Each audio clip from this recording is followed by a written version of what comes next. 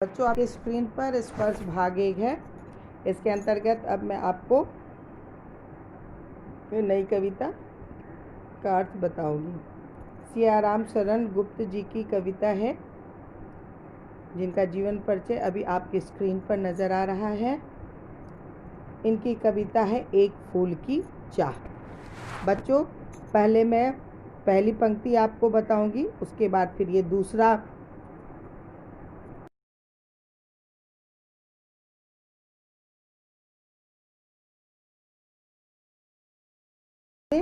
इसका अर्थ मैं आपको लिखकर भी बताऊंगी।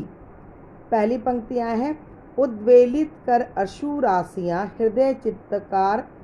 हृदय चिताएं धधकाकर महामारी प्रचंड हो फैल रही थी इधर उधर।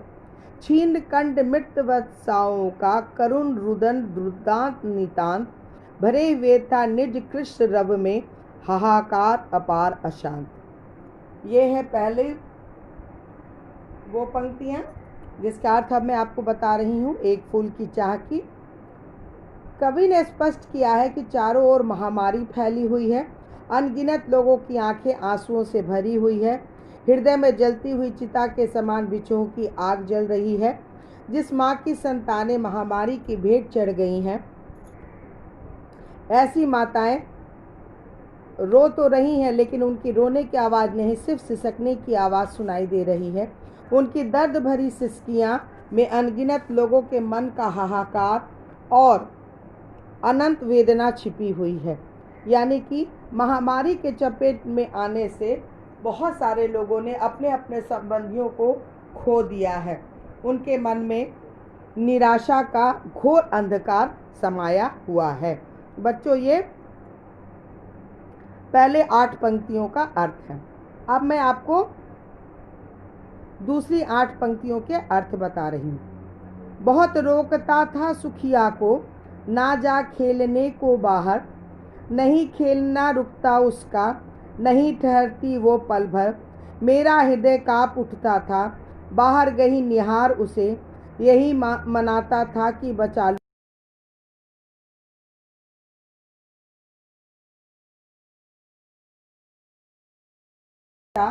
ने उसे घर से बाहर जाकर खेलने से बार बार रोका, परंतु वह चंचल बालिका एक पल के लिए भी रुकना नहीं चाहती थी।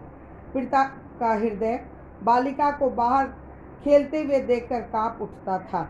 वह मन ही मन उसे महामारी के चपेट से बचाने के लिए प्रार्थना ईश्वर से कर रहा था। बच्चों, ये मैंने आपको दूसरी 8 पंक्तियों का अर्थ स्पष्ट किया, यानी कि दूसरा नंबर। अब बच्चों, मैं तीसरी पंक्ति आपको बता रही हूँ। भीतर जो डर रहा छिपाए, हाय वही बाहर आया। एक दिवस सुखिया के तनु को ताप तप मैंने पाया। ज्वर में बिहिल हो बोली वह, क्या जानूं किस डर से डर, मुझको देवी के प्रसाद का एक फूल ही दो लाकर। कवि कहते हैं कि उसके मन में, यानी कि सुखिया के पिता के मन में जो डर था, वो डर सही हो गया, यानी सामने आ गया। एक दिन उसने सुखिया के शरीर को ज्वर से, यानी बुखार से तपते हुए पाया। तीव्र ज्वर यानी तीव्र बुखार से जलते हुए उसने अपने पिता से आग्रह किया कि वे उन्हें देवी के मंदिर से देवी के प्रसाद के रूप में एक फूल लाकर दे। बच्चों, आशा है आपने तीसरी पंक्तियों के अर्थ को समझ लिया होगा। अब बच्चों, मैं आपको चौथी पंक्तियों के अर्थ बता रही हूँ। क्रमशः कंठ छीन हो आया, तिथिल हुए अब वे सारे। बैठा था नव नव उपाय की, चिंता में मैं मन मारे। जान सकाना प्रभात सजग से, हुई अलस कब दोपहरी। स्वर्ण घनों में कब रवि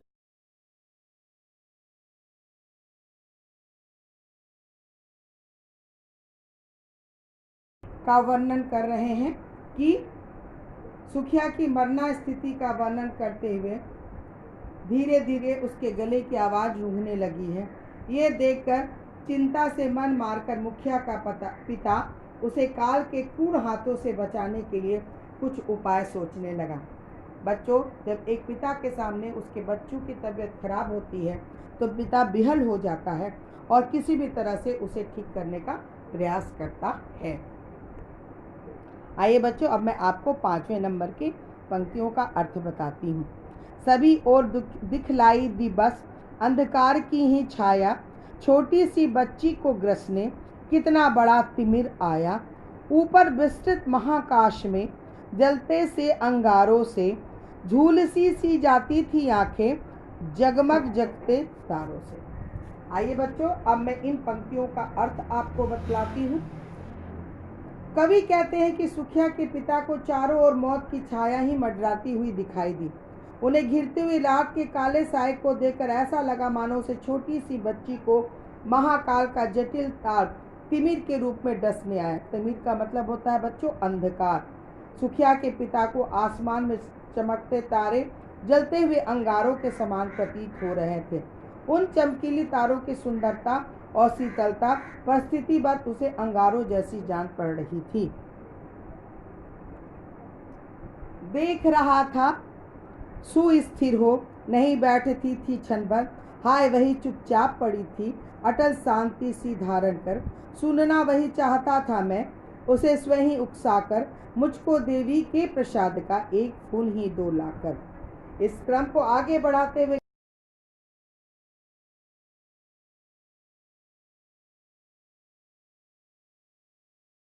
काया को देखकर पिता का भावविल हृदय उसे उकसाकर उसके मुंह से वही सुनना चाहता था जो इच्छा उसके अपने पिता के समक्ष प्रकट की थी, यानी कि भगवान के चरण का एक फूल।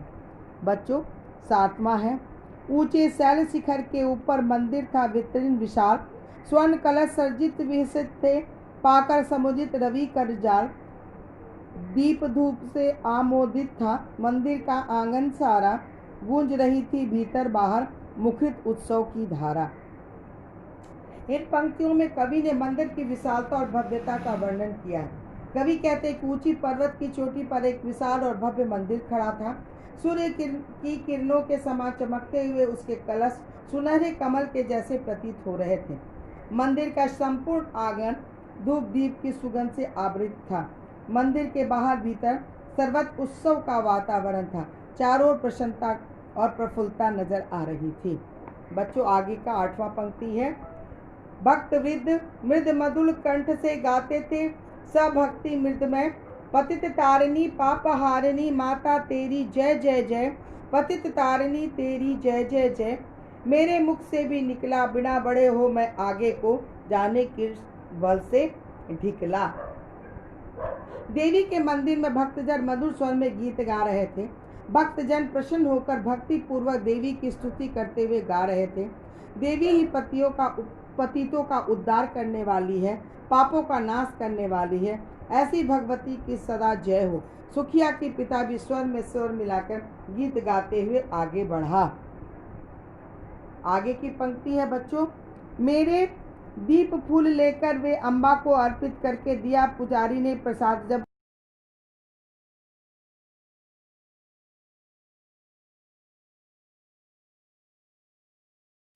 पुण्य पुष्प दूं जाकर मैं। सुखिया के पिता के हाथों में धूप दीप लेकर पुजारी ने भगवती को समर्पित कर दिया। पुजारी ने जब प्रसाद दिया तो आनंद से अभिभूत होकर सुखिया का पिता प्रसाद छोड़कर केवल पुत्री के लिए फूल लेकर आंगन की ओर बढ़ा। उसने मन ही मन सोचा कि जाकर बेटी को देवी के प्रसाद का पवित्र पुष्प दे दूं। सिंह पोर तक भी आंगन में नहीं पहुंचने में पाया। सहसा यह सुन पड़ा कि कैसे यह अछूत भीतर आया। पकड़ो देखो भाग न जावे, बना धूर्त यह है कैसा, साफ स्वच्छ परिधान किए भले मानुषों के जैसा। जब सुखिया का पिता आंगन में होते हुए सिंह द्वार की ओर बढ़ने लगा तो सहसा किसी भक्त ने उसे पहचान कर मंदिर से अछूत व्यक्ति की पहुंचने की सूचना दी। उस निरीह बेबस पिता को धूर्त कहते हुए पकड़कर बंदी बनाने का प्रस्ताव इसलिए रखा गया क्योंकि वह साफ परिधान पहनकर, अच्छे कपड़े पहनकर, भले इंसानों के जैसा आचरण व्यवहार करते हुए अछूत होकर भी मंदिर के पवित्र आंगन में प्रवेश करने का अपराध किया था। उसके अनुसार सुखिया के पिता ने मंदिर की गरिमा और उसकी शुचिता को नष्ट किया था। पापी ने मंदिर में घुसकर किया अनंत बड़ा भारी, कलुषित कर दी है मंदिर की चिरकाली शुचिता सारी। है क्या मेरा कलुष बड़ा है देवी की गरिमा से भी? किस बात में मैं हूँ आगे माता के, किस बात में हूँ मैं आगे माता की महिमा के भी? भक्तों ने कहा कि अछूत ने मंदिर में प्रवेश करके बड़ा भारी अनर्थ किया है। उसने मंदिर को लंबे समय से चले आने वाली पवित्रता को नष्ट कर दिया है। इन भक्तों के विचार सुनकर सुखिया के पिता सोचने लगा कि उसका अछूत होना पाप है। जिस देवी की महिमा को दूर ने जिस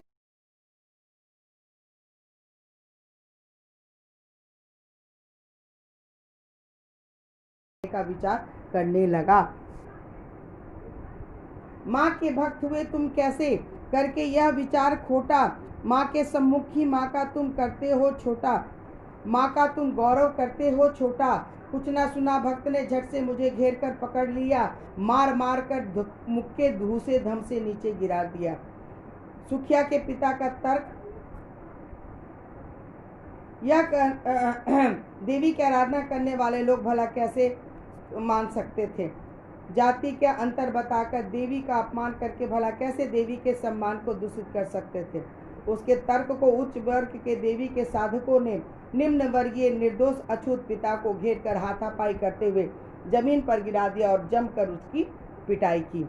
मेरे हाथों के प्रसाद भी बिखर गया हो, सबका सब हाय अभागी बेटी तुझ तक कैसे पहुंच सके वह अब। न्यायालय ले गए मुझे वे 7 दिवस का दंड विधान, मुझको हुआ था मुझसे देवी का महान अपमान।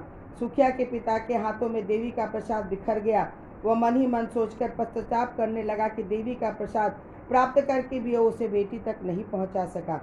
भक्तजन उसे न्यायालय ले गए जहाँ पर उसे 7 दिनों के कारावास का दंड मिला क्योंकि उसने देवी का अपमान किया था।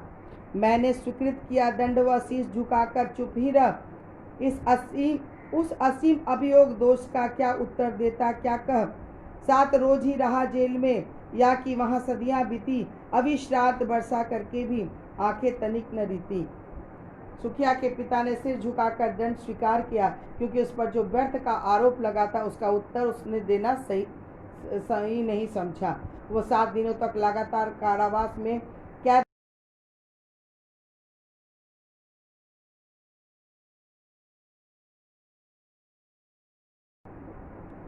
दंड भोग कर जब मैं छूटा पैर न उठते थे घर को, पीछे ठेल रहा था कोई भय जंजर तनु पंजर को।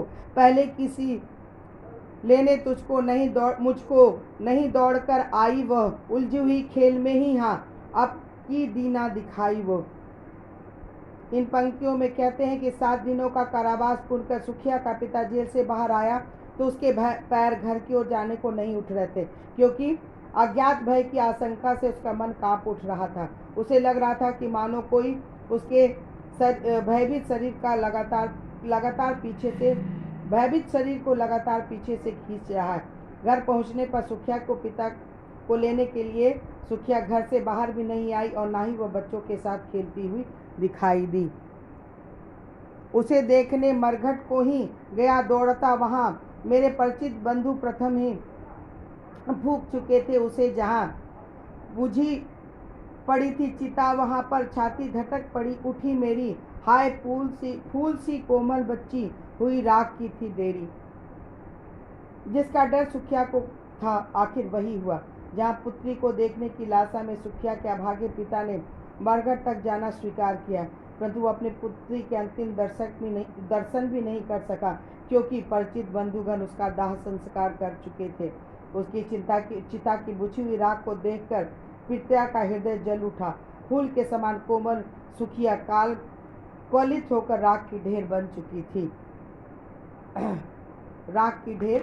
चुकी थी। और बच्चों आखिरी पंक्ति है, अंतिम बार गोद में बेटी तुझको ले ना सका मैं, हाय एक फूल माँ का प्रसाद भी तुझको दे ना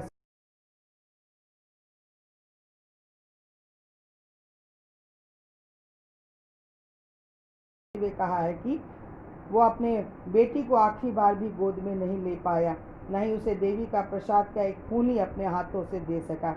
इसी पश्चात में इस कथा की परिणति अछूतों के साथ समाज में हो रहे अन्यायपूर्ण अत्याचार का मार्मिक चित्रण करती है। बच्चों, इस कविता का अर्थ मैंने आपको बता दिया है। अब अगले कक्षा में आपको इसका प्रश्न उत्तर और कविता का अर्थ मैं लिखकर भी बताऊंगी। ये आपके पुस्तक का है, जिसे भी आपको लिखना है। ये है, इसके बाद ये शब्दार्थ है जिसे आपको सुंदर अक्षरों में उतारना है।